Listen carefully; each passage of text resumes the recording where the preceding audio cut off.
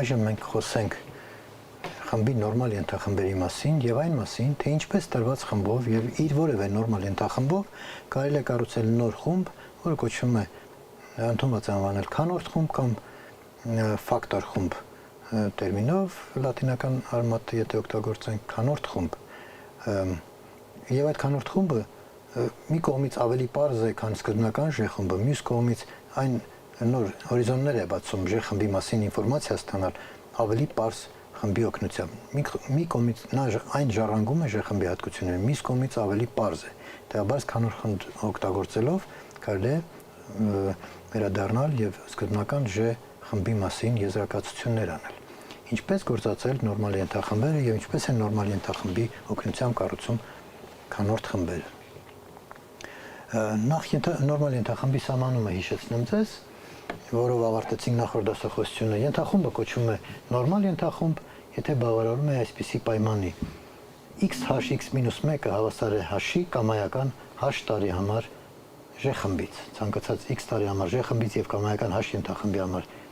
Ž խմբից x(h)(x-1) հավասար է h-ի։ Հիշեցնում եմ, որ x(h)(x-1) բազմությունը ըստ էության բաղկացած է բոլոր հնարավոր x, h, փոքրատառ x-1 տեսքի տարրերից, որտեղ h-ը ազանցում է h ենթախումբը։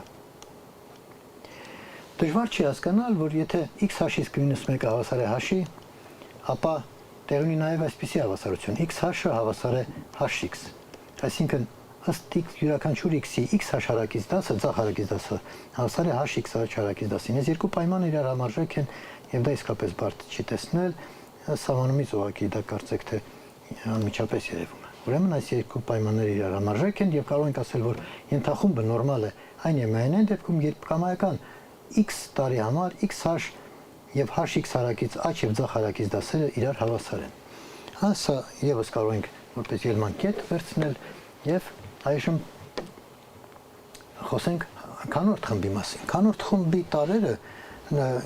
բազմություններ են իրենցից ներկայացնում։ Եվ որպես քանորդ խմբի տարրեր մենք կդիտարկենք ըստ նորմալ ենթախմբի հարակից դասերը։ Եվ այստեղ նորմալությունը սկզբունքային է, քանի որ երբ մենք հարակից դասերով խումբ փորձենք կառուցել այսին գործողություն, փորձենք սահմանել խմբի ենթախմբի նորմալ լինելը էապես օգտագործվելու է։ Մի քիչ անց ես դա կբացատրեմ այդ նրբությունը, որտեղ է դրսևորվում։ H-ի նորմալությունը նկատի ունեմ։ Ուրեմն քանորդ խմբի մասին հիմա կխոսենք։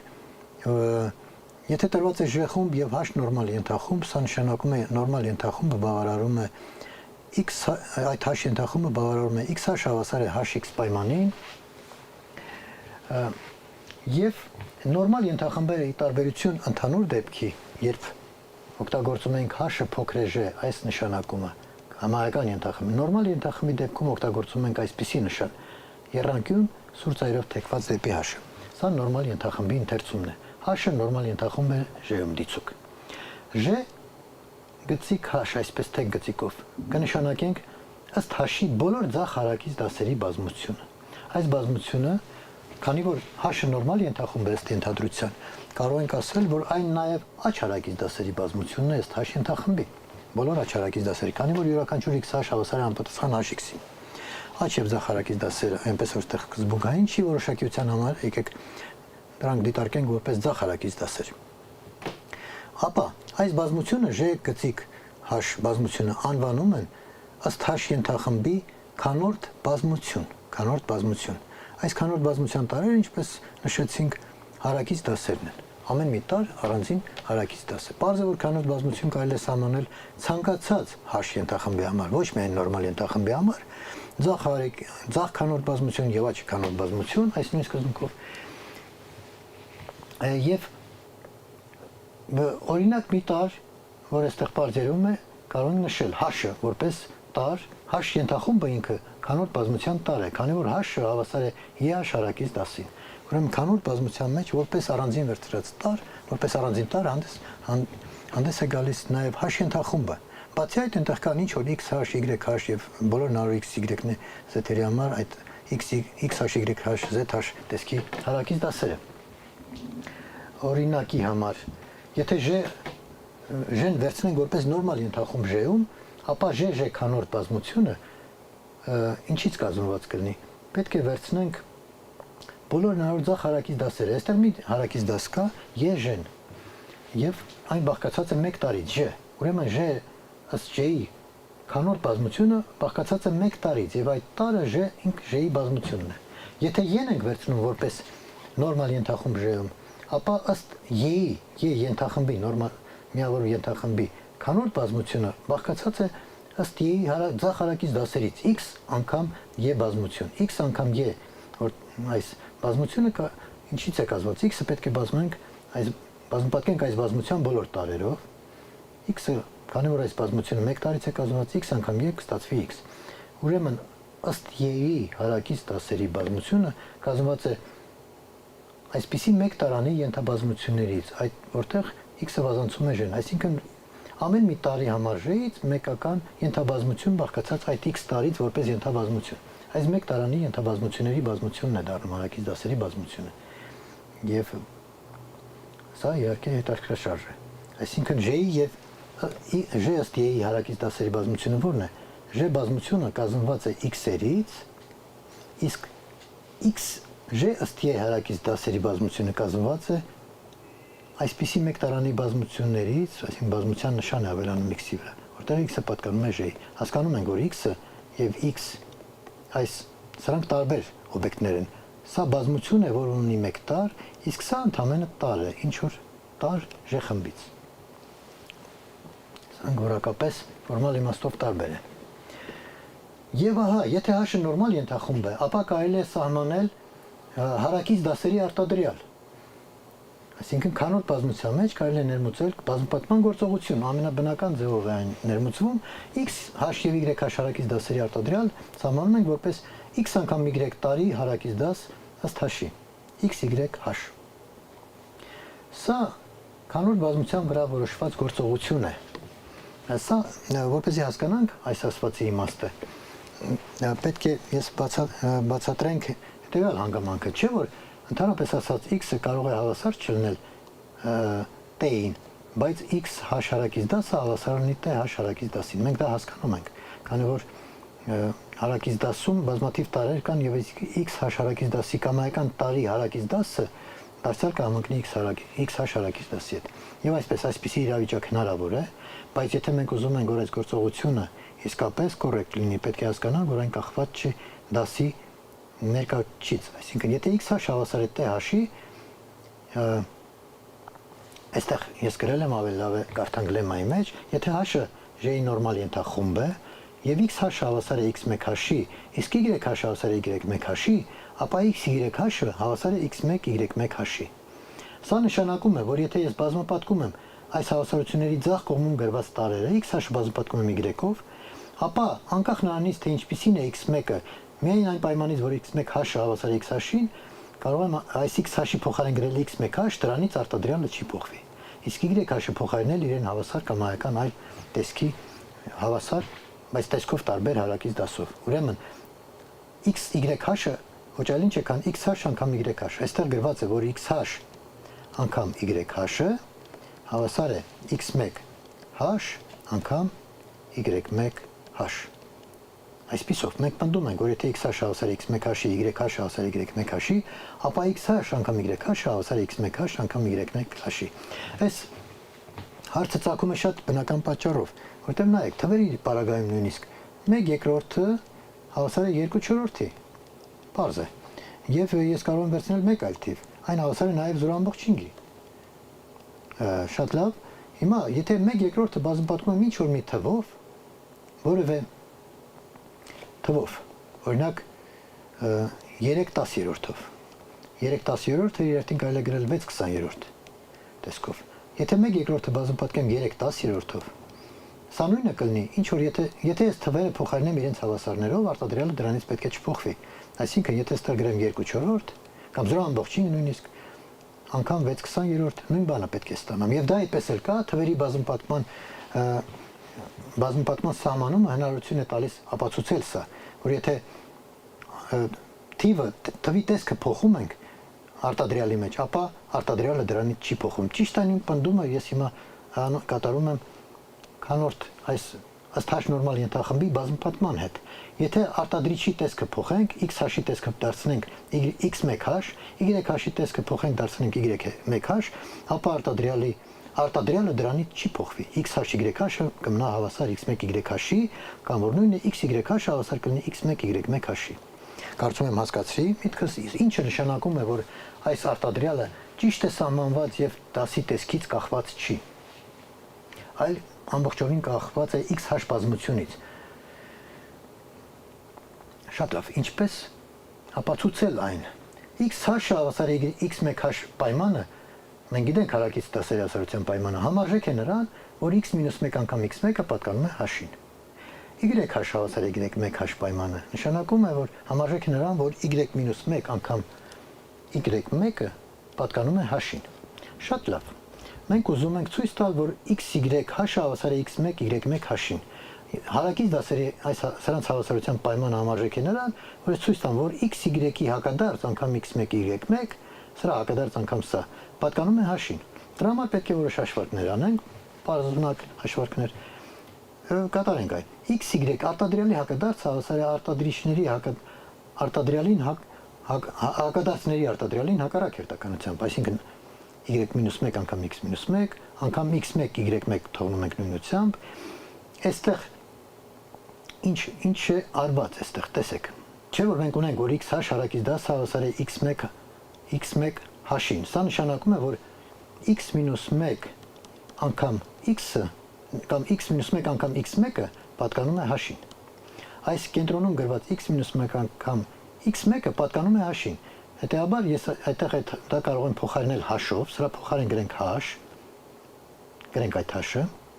սա x-1 անգամ x1-ն է։ Իսկ այստեղ ավելացնենք y անգամ y-1,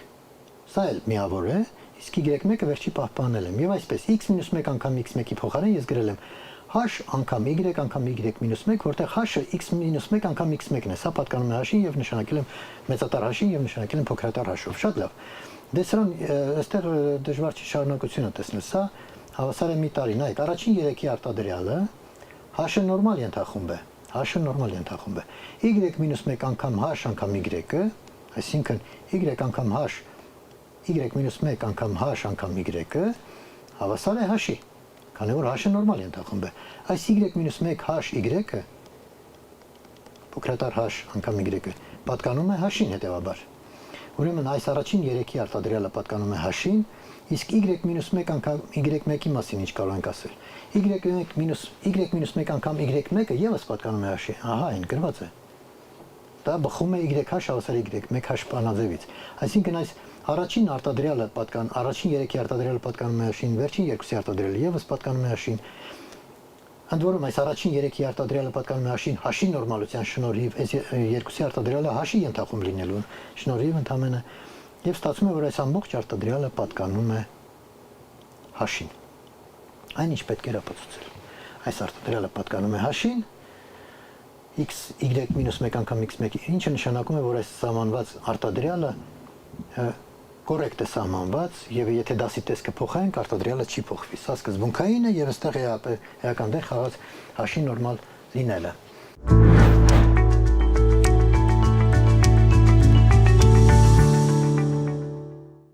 Եվ արդեն վերջին դրվագը քանորդ խմբի կառուցման հետեւյալն է։ J-H քանորդ բազմությունը, այսինքն հարակից դասերի բազմությունում ներմուծեցինք արտադրյալ, երկու դասերի արտադրյալը սահմանելով x-h եւ y-ի h-ի արտադրյալը սահմանելով հավասար x-y-h տեսքով,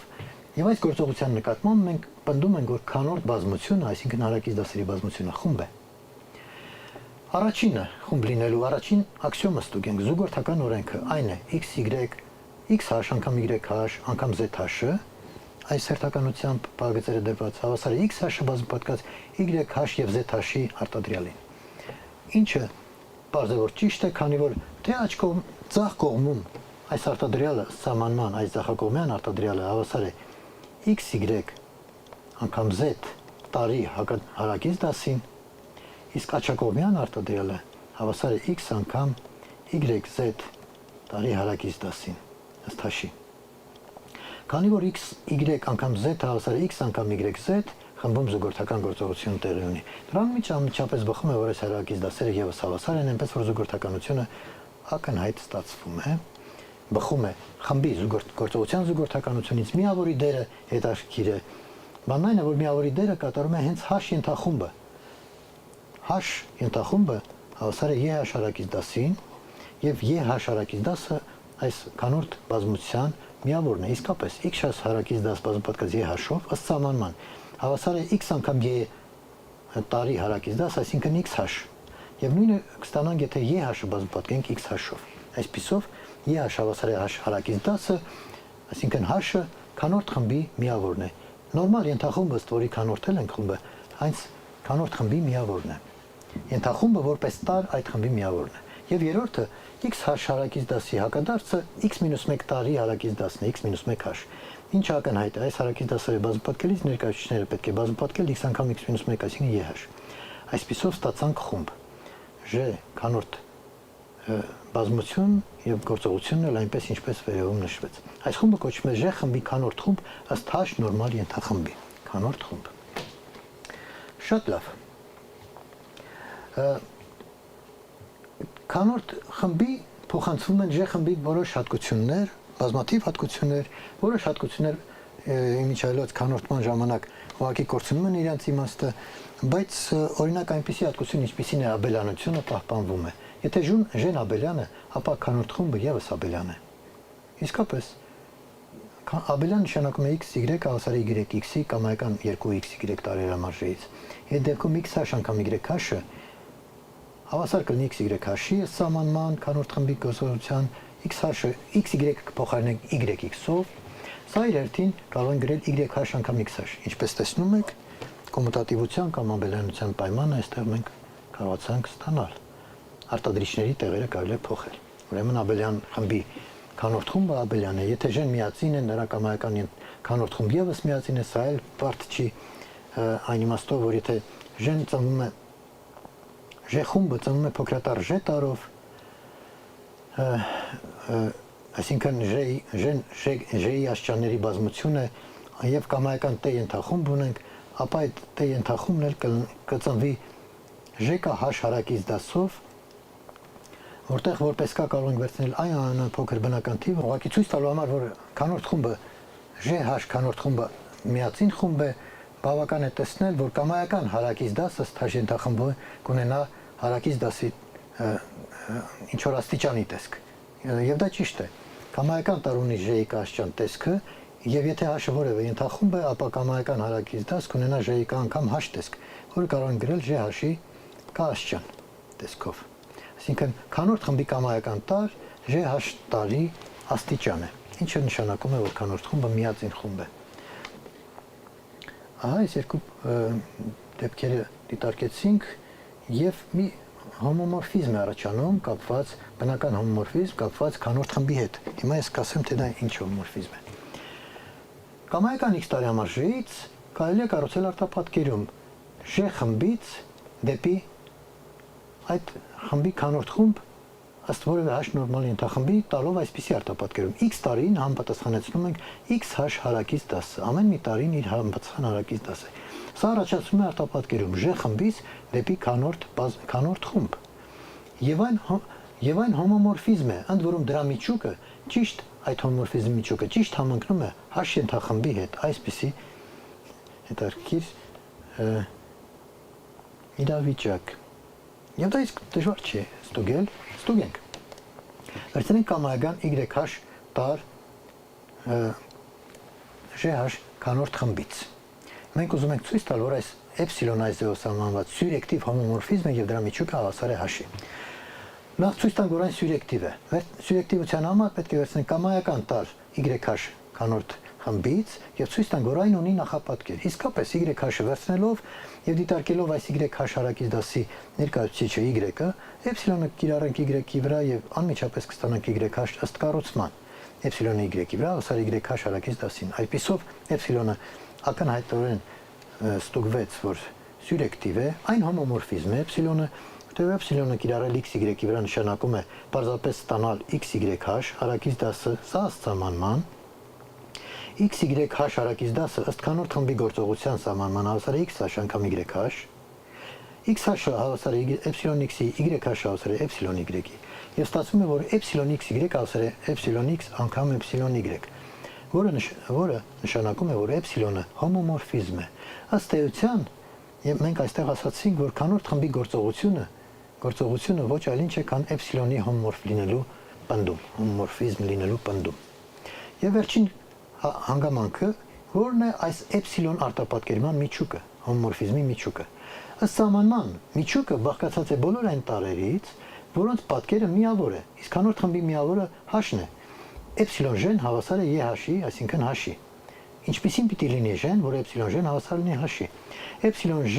ըստ սահմանման հավասար է h-ի մի կողմից։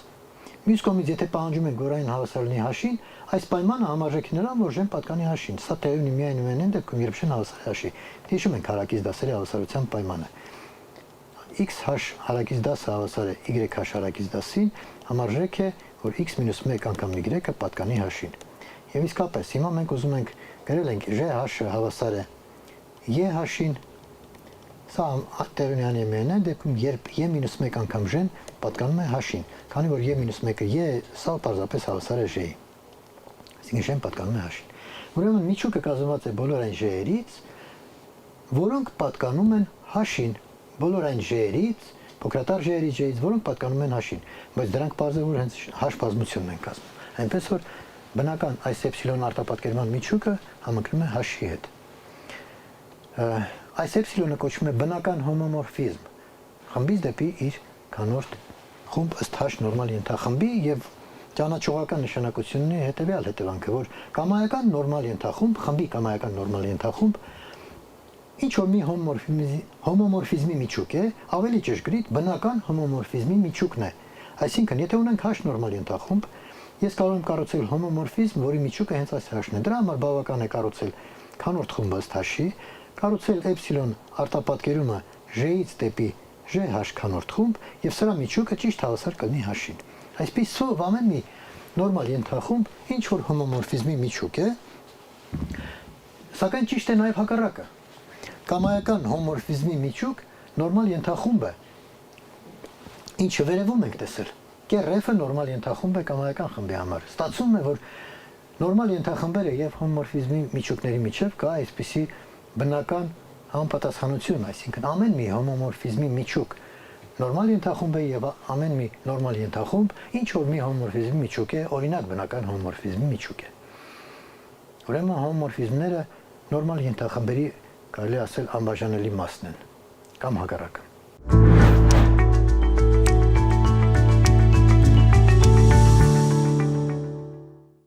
Ես հաջորդ պարագրաֆում առաջարկում եմ այսպիսի մի գեղեցիկ թեորեմ ապացուցել, այն հայտնի է որպես հոմոմորֆիզմների հիմնական թեորեմ։ Խոսքը հետևյալի մասին է. եթե մենք ունենք երկու խումբ եւ մի հոմոմորֆիզմ առաջին խմբից դեպի երկրորդ խումբը, ապա այստեղ առաջանում է այդ հոմոմորֆիզմը կարելի է տրոհել երկու հոմոմորֆիզմների արտադրյալի, որոնցից մեկը բնական հոմոմորֆիզմն է, J խմբից դեպի իր կանորդ խումբ ըստ որևէ h նորմալ ենթախմբի, իսկ մյուսը այսպես կոչված իզոմորֆիզմ է, կանորդ խմբի եւ պատկեր խմբի միջև։ Այսինքն կամայական հոմոմորֆիզմ տրոհում է երկու հոմոմորֆիզմների արտադրյալի, որոնցից մեկը իզոմորֆիզմ է, մյուսը հոմոմորֆիզմ։ Ինչի մասին է խոսքը, հիմա ճշգրիտ կձևակերպենք թեորեմի տեսքով։ Ենթադրենք ֆին սյուրեկտիվ հոմոմորֆիզմ է J խմբից դեպի J1։ Նշելու համար, որ սյուրեկտիվ է, սովորաբար օգտագործում են այսպիսի նշան, ոչ թե սովորական նշան, սլակ, այլ սլակ, որի վերջում երկու սլակ է տրված։ Սա հոմոմորֆիզմի սյուրեկտիվ, այսինքն վրա արտապատկերման նշանակումն է։ Հոմոմորֆիզմը սյուրեկտիվ է, եթե կամայական տարր J1-ից ունի նախապատկեր ֆիի դեպքում։ Եվ այսպես, դիցուկ ֆին սյուրեկտիվ հոմոմորֆիզմ է J խմբից դեպի J1։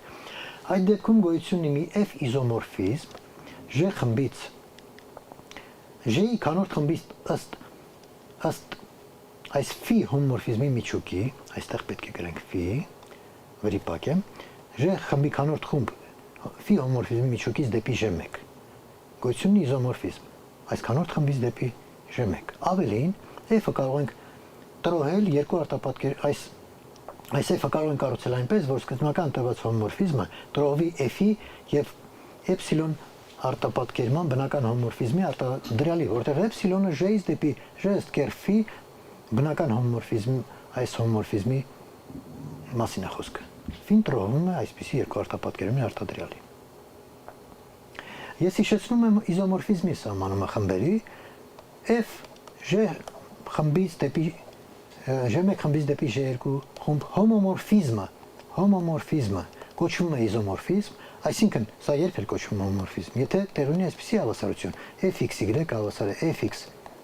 աստղանիշ, այստեղ առաջին խմբի գործողությունն է, այստեղ երկրորդ խմբի, հավասար է fx աստղանիշ fy, այսպիսի հոմոմորֆիզմը կոչվում է j1-ի j2 իզոմորֆիզմ, եթե f-ը բիեկտիվ է։ Բիեկտիվ։ Գիտենք դա ինչ է նշանակում, բիեկտիվ նշանակում է ինեկտիվ եւ սյուրեկտիվ։ Փոխմիարժեք համապատասխանությունը j1-ի j2։ Այսինքն այս բազմությունների տարերի միջև f իրականացնում է փոխմիարժեք համապատասխանություն, տարբեր տարերի պատկերները տարբեր են եւ ամեն մի տար ունի նախապատկեր, այսպես մի կողմից բիեկտիվություն եւ մյուս կողմից հոմոմորֆության պատկեր պայմանը, այսինքն արտադրյալի պատկերը ասել է պատկերների արտադրյալ։ Նման արտապատկերներ կոչվում են իզոմորֆիզմ, իսկ իզոմորֆ խմբերը, եթե թարգմանենք իզոմորֆիզմը կարելի է թարգմանել նույնաձևությունը։ Իզոմորֆ խմբերը նույնաձև են կամ ըստ էության եթե կա իզոմորֆիզմ երկու խմբերի միջև, ապա դրանք ունեն բացարձակապես նույն հատկությունը, ինչը առնվազն ինտուիտիվ հասկանալի է։ Եվ այդ խմբերը իրարից պարզապես տարբերվում են նշանակման ճշտությամբ եւ f-ը այն արտապատկերումը, որ իրականացնում է իզոմորֆիզմ j1-ի j2, պարզապես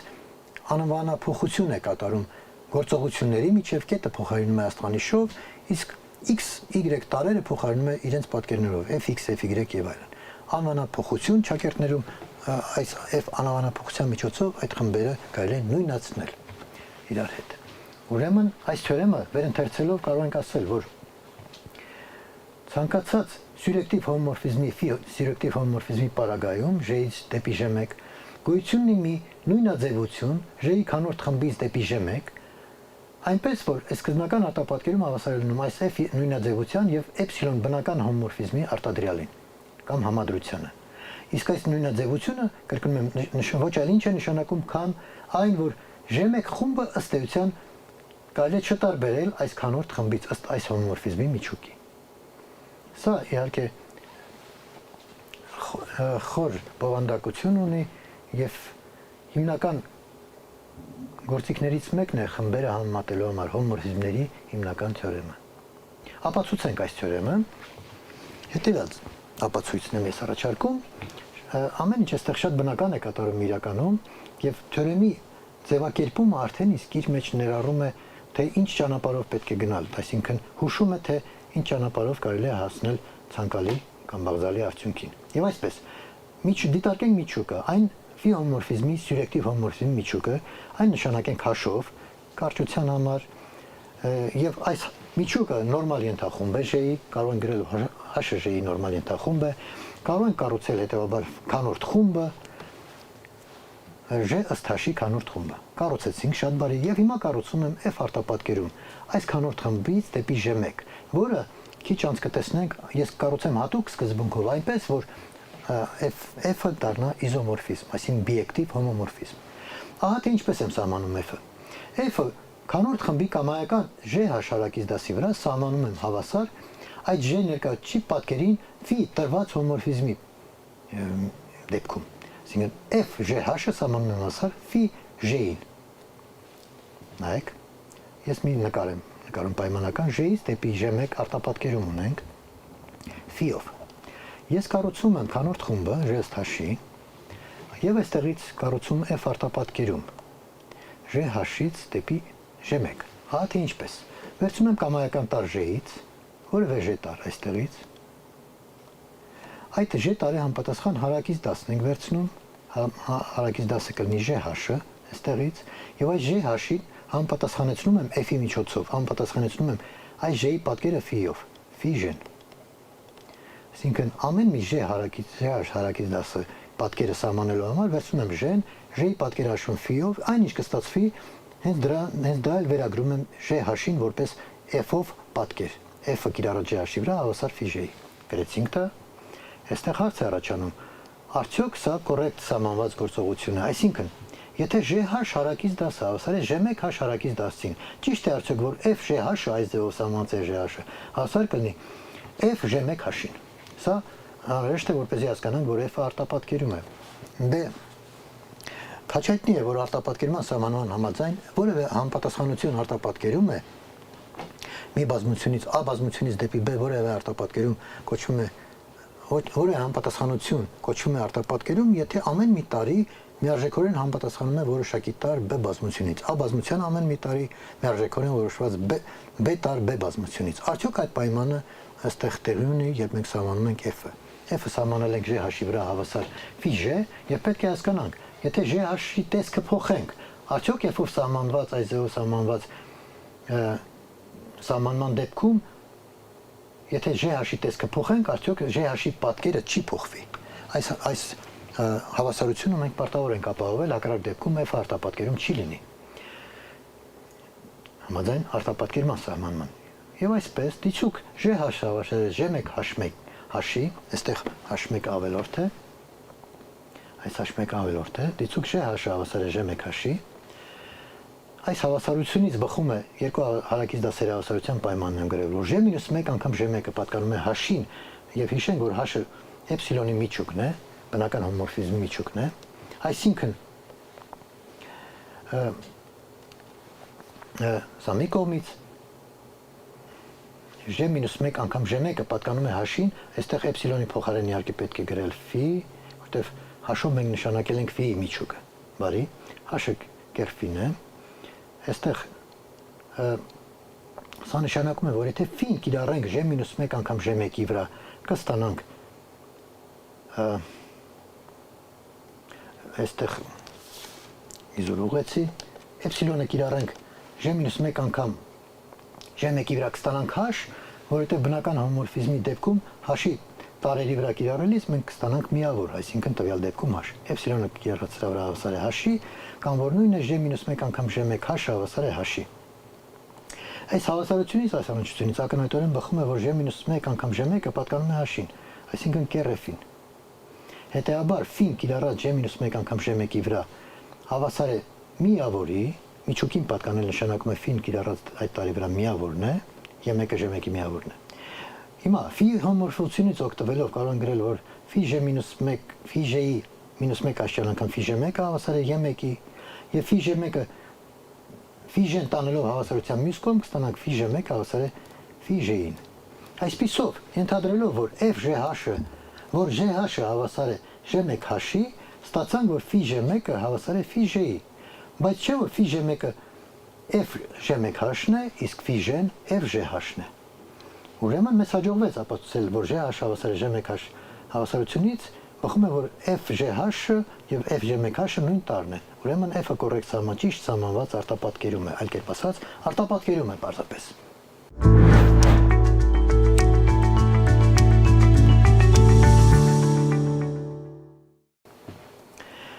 Եվ հիմա